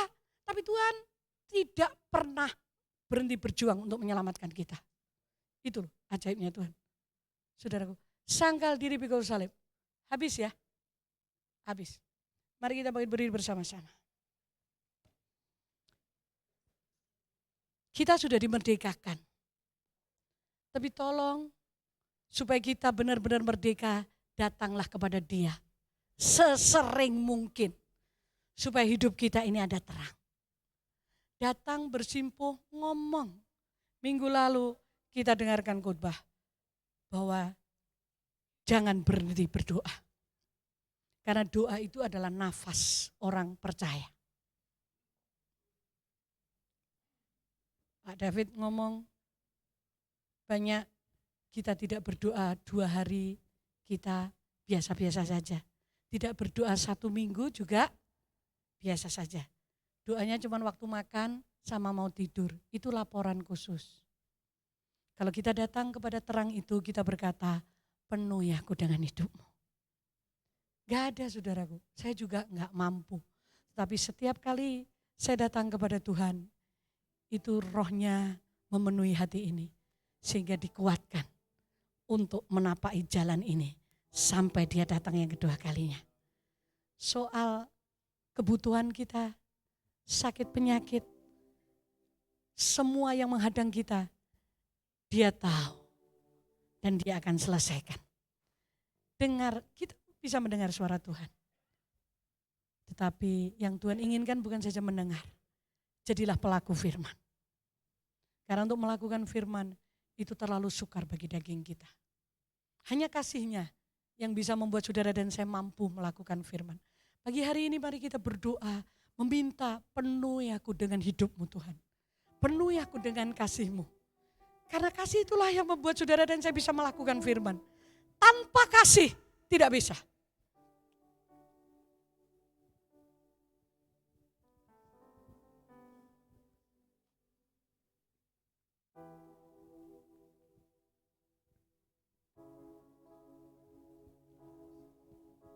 Kasih-Mu layakkan seluruh hidupku.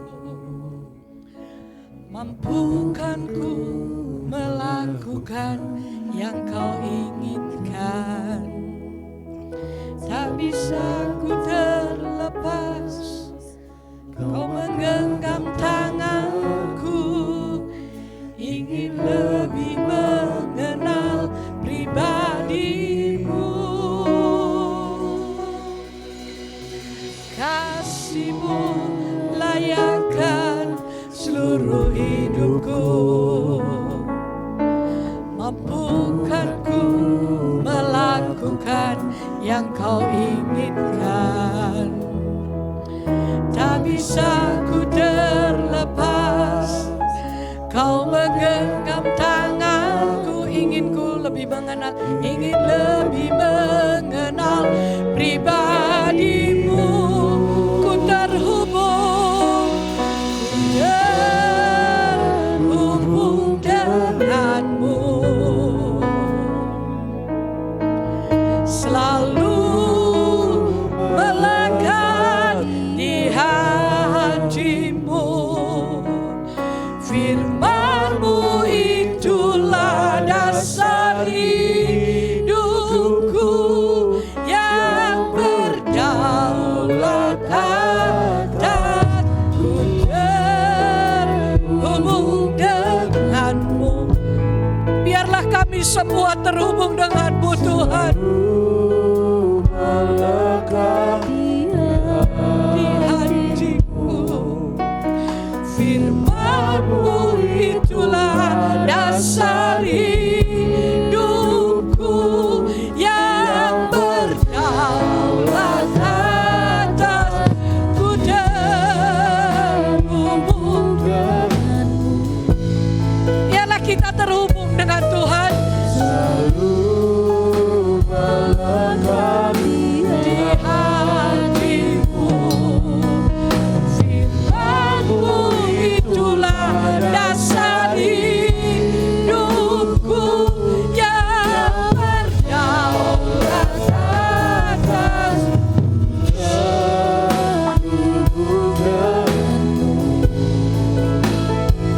Apakah benar-benar saudara terhubung dengan Tuhan?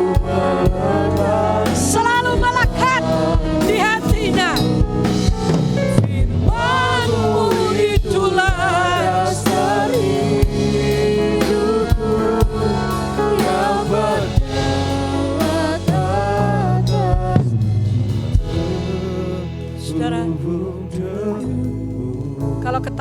itu menghinggapimu. Disodorkan terus setiap hari.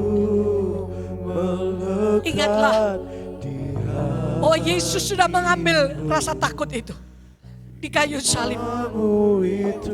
Kalau ada penyakit yang rasanya dokter berkata tidak bisa lagi ditolong, dengar baik-baik, oleh bilur-bilurnya kita disembuhkan.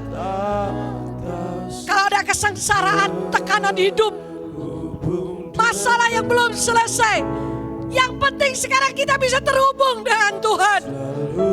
Datang kepada Dia, sangkal diri kita, pikul salib kita setiap hari, dan rasakan kuasanya. Itulah dasar hidupku yang berdaulat atas. Saudara yang merasa bahwa engkau datang kepada Tuhan itu hanya sekali-kali saja. Padahal Tuhan menunggu kita tiap hari untuk datang, berbicara, bersekutu dengannya. Mungkin dagingmu terlalu lemah, ada banyak kesibukan, ada banyak kesukaran, ada banyak hobi yang lebih daripada Tuhan. Tengadahkan tanganmu ke surga dan berkatalah, Tuhan, dengan kasih-Mu aku akan bisa melakukan firman-Mu. Mintalah Tuhan memenuhi hidup kita dengan kasih-Nya, sehingga kita terlepas dari rasa takut, terlepas dari khawatir, terlepas dari kesesatan. Kami bersyukur karena Engkau memberikan kemerdekaan kepada kami. Sekarang Tuhan, Kau tahu bahwa daging kami lemah, tetapi hati kami sebenarnya mau Tuhan untuk datang. Setiap tangan yang ditengadahkan kepadamu, yang mempunyai kerinduan untuk datang kepadamu, pegang tangan kami Roh Kudus. Tuntut kami untuk masuk dalam hadirat-Mu, sehingga kami menikmati keteduhan, kami menikmati hadirat-Mu, kami menikmati jiwa yang Kau segarkan. Seperti Daud yang berkata, Engkaulah yang menyegarkan jiwa kami. Ketika tekanan itu datang, ketika masalah itu datang, Tuhan, hanya di hadirat-Mu kami tenang. Hanya di hadirat-Mu kepercayaan kami, iman kami bisa berdiri kembali. Setiap tangan yang ditengadahkan kepadamu, pegang kami Roh Kudus. Jangan Kau lepaskan sedetik pun hidup kami. Tuntut kami menyelesaikan kehidupan ini sampai akhir. Di dalam nama Yesus Kristus. Hamba percaya kuasa-Mu turun atas kami. Dalam nama Yesus, semua yang percaya katakan amin. Amin. Silakan duduk, saudara. Silakan duduk.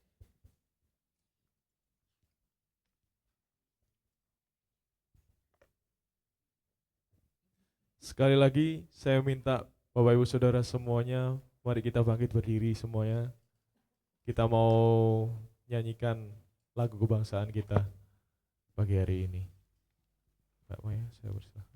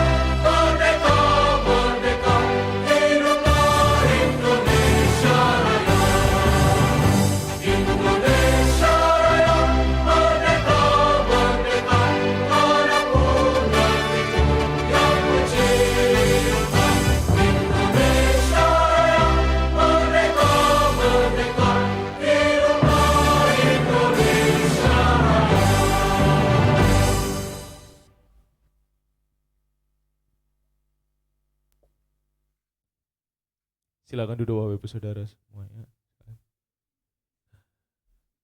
Dan sebentar lagi kita mau berdoa untuk bangsa dan negara ini. Saya minta David dan Pak Pur bisa maju ke depan. Dan sebelumnya kita mau pujikan sama-sama doa kami. Doa bagi bangsa ini.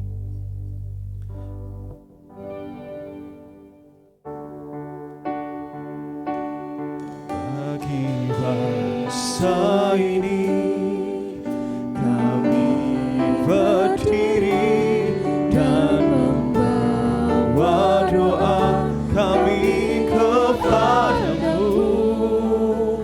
Sesuatu yang besar pasti terjadi dan mengubahkan negeri kami. Hanya namamu Tuhan ditinggikan atas seluruh bumi.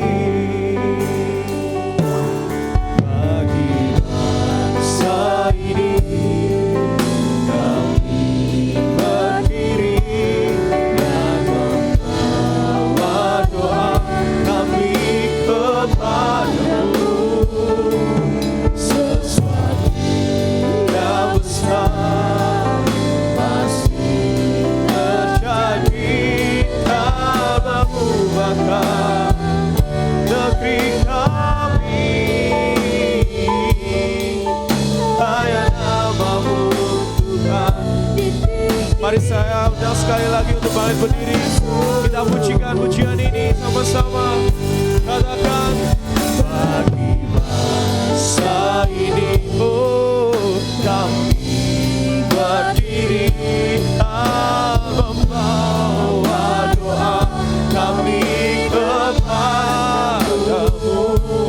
Sesuatu yang besar pasti terjadi dan mengubahkan negeri kami. Hanya namamu Tuhan ditinggikan atas seluruh bumi.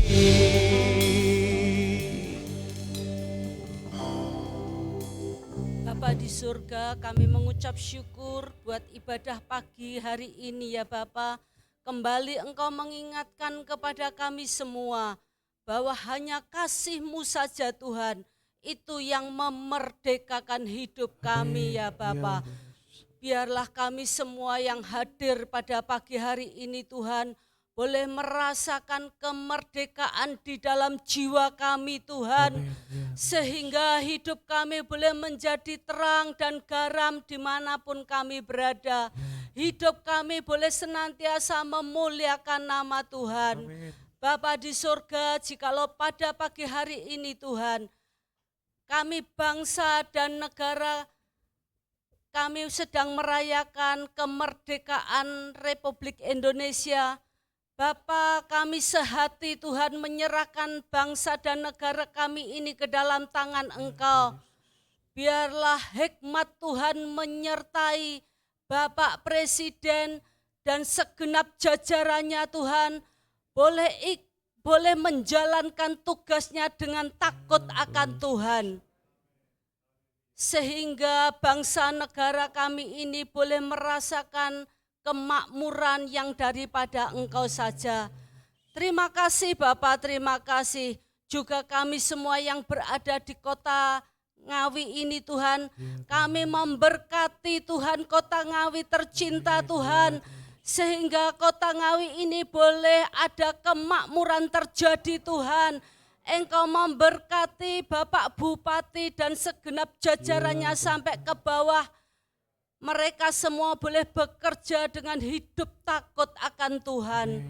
Terima kasih Bapak, terima kasih. Dan kami semua umat-Mu yang ada di kota Ngawi ini Tuhan, kami boleh menjadi terang dan garam Tuhan.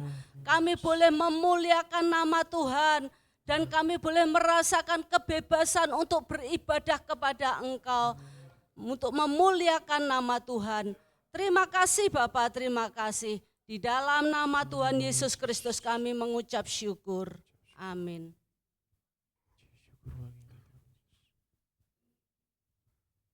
Allah Bapa kami yang di dalam surga, kami sungguh mengucap syukur karena bangsa Indonesia, bangsa kami telah kemerdekakan 80 tahun ini Tuhan. Kami percaya inilah sungguh anugerah sebagaimana bangsa Indonesia ini memiliki kemerdekaan yang sesungguhnya. Oleh sebab itu Tuhan, hari ini bangsa kami merayakan kemerdekaan yang ke-80. Oleh sebab itu Tuhan, kami tetap mohon kemurahan-Mu bagi bangsa kami, supaya Tuhan, kemerdekaan ini tetap berkelanjutan, sebagaimana kami tahu, tidak semudah ini Tuhan, untuk kami melakukan kemerdekaan itu. Diberkatilah sekarang, bangsa dan negara kami, teristimewa Tuhan, buat generasi-generasi yang akan datang. Supaya mereka tahu, dengan perjuangan yang dilakukan oleh para pejuang-pejuang yang ada. Mereka menghargai teristimewa Tuhan. Mereka mengerti bahwa berkelanjutan kemerdekaan ini Tuhan perlu perjuangan-perjuangan yang sesungguhnya. Kami percaya Tuhan, generasi bangsa Indonesia ini, generasi muda yang akan datang, Tuhan akan memiliki, mengasihi, dan mencintai bangsa Indonesia ini. Terima kasih Bapak. Yalah, belas kasih-Mu tetap terjadi bagi bangsa kami. Kemurahan-Mu sehingga bangsa kami memiliki kehidupan, keselamatan, kemerdekaan yang sesungguhnya, yaitu hidup kekal yang daripada Engkau. Kami bersyukur Tuhan, Engkau telah memberkati para pimpinan bangsa kami dengan hikmat yang daripada Engkau. Terima kasih Bapa. Kami mengucap syukur buat kasih karunia-Mu yang begitu nyata buat bangsa dan negara kami ini, sehingga Tuhan, kedamaian itu tetap terjadi di negara kami. Terpujilah nama-Mu Bapa. Di dalam nama Yesus kami mengucap syukur dan berdoa. Amin. Amin. Silakan duduk Bapak Ibu Saudara semuanya. Sebentar kita mau melihat pengumuman untuk 1 minggu ke depan. Multimedia saya persilahkan. Salam Jemaat GPL Sadai yang luar biasa. Dirgahayu Republik Indonesia yang ke-80 tahun. Kiranya bangsa Indonesia akan menjadi bangsa yang diberkati Tuhan. Dan berikut kita akan menyimak beberapa informasi kegiatan gereja selama 1 minggu ke depan. Mari antusias untuk mengikuti Komsel.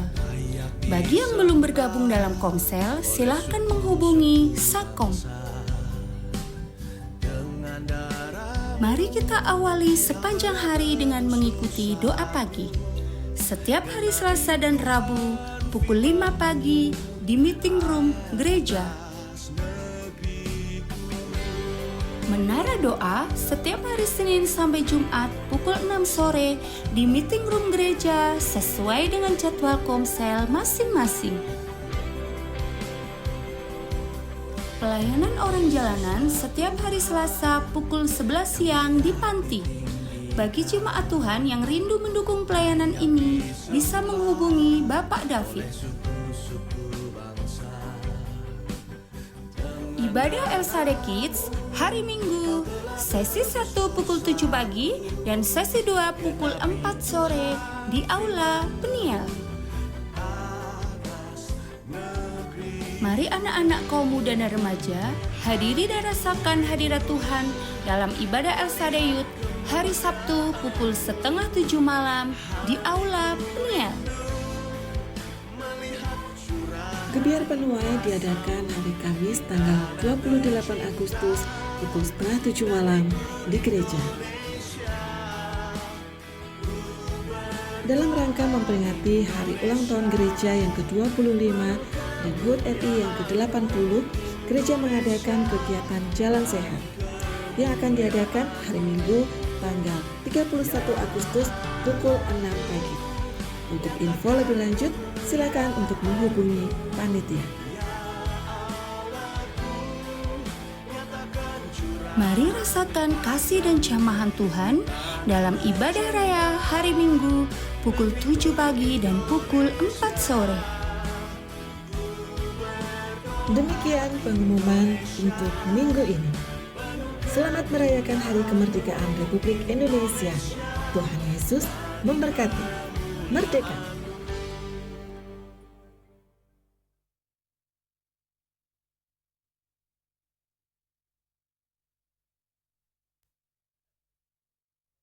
Tambahan, Bapak Ibu Saudara, lomba pop singer dipending ya, karena yang daftar masih 4-5 orang ya, jadi belum memenuhi syarat. Sebab itu kita akan pending. Saya harap masing-masing komsel sih mengirim ya, 1 orang untuk lomba bernyanyi. Terus gak apa-apa suaranya keprek atau suaranya selidru. Hanya memeriahkan saja ya. Saudara yang merasa suaranya bagus, malah bisa juga ya. Baik, berita duka Bapak Fajar ya, suami dari Ibu Syokwa, telah dipanggil Tuhan dan kemarin sudah dimakamkan dengan baik. Nah setelah ibadah ini ada pengobatan gratis ya, Pak Denny masih di sini, nanti sore udah pulang. Jadi tolong tim kesehatan ya untuk mempersiapkan Bapak Ibu Saudara yang merasa ingin cek tensi dan sebagainya yang sakit saja ya untuk nanti bisa periksa. Nah, seminar penginjilan sudah ditutup pendaftarannya karena jumlahnya sudah cukup ya. Nah, gereja kita akan mengembangkan semacam hasil perkebunan dan sayur-sayur. Ya, jadi semua baik mangga, nangka, pisang, dan sayur-sayuran yang sedang ditanam Bu Erning. Bu Erning menjadi yang mimpin ya mengurus perkebunan ini. Bapak Ibu Saudara yang ingin memilikinya atau mendapatkannya boleh mengambil tapi membeli. Ya.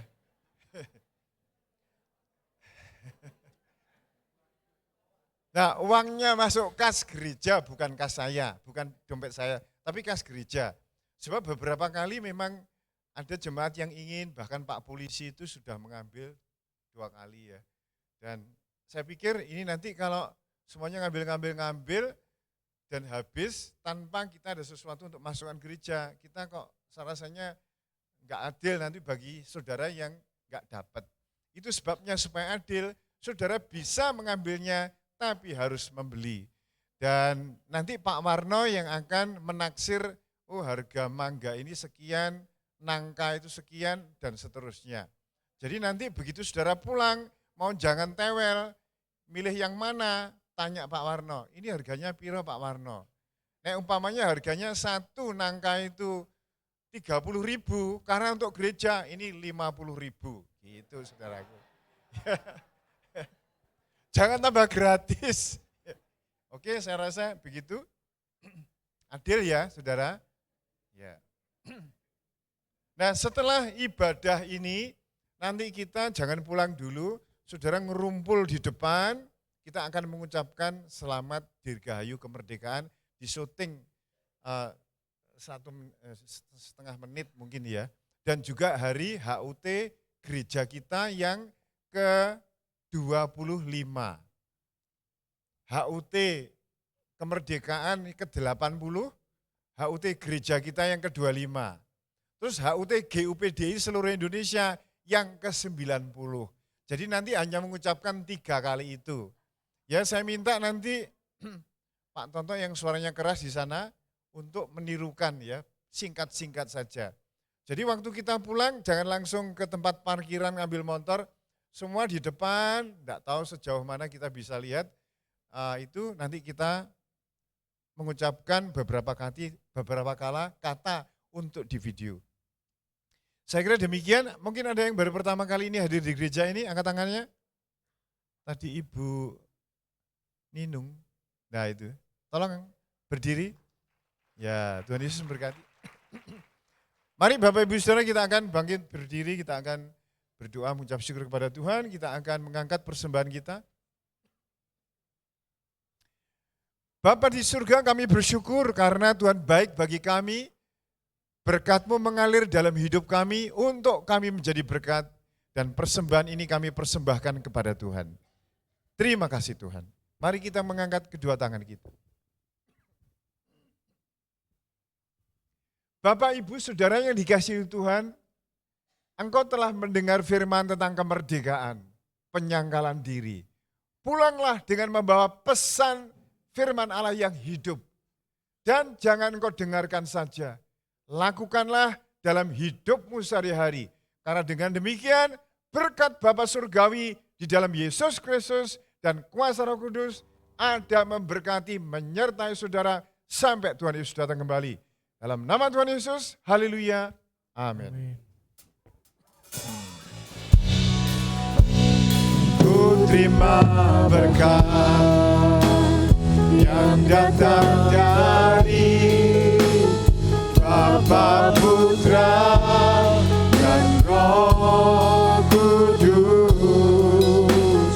Apapun yang ku sentuh, ku kerjakan hidupnya berhasil.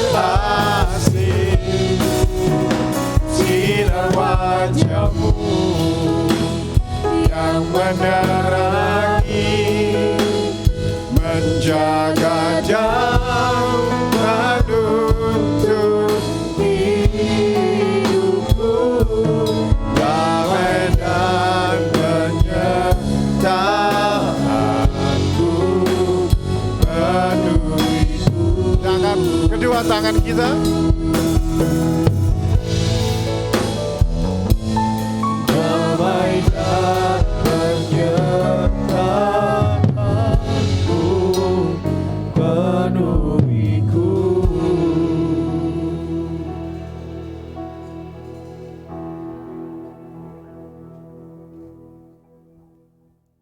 Bapa, kami mengucap syukur untuk pagi hari ini, sebab kasih setia-Mu ada dalam setiap hidup kami Tuhan.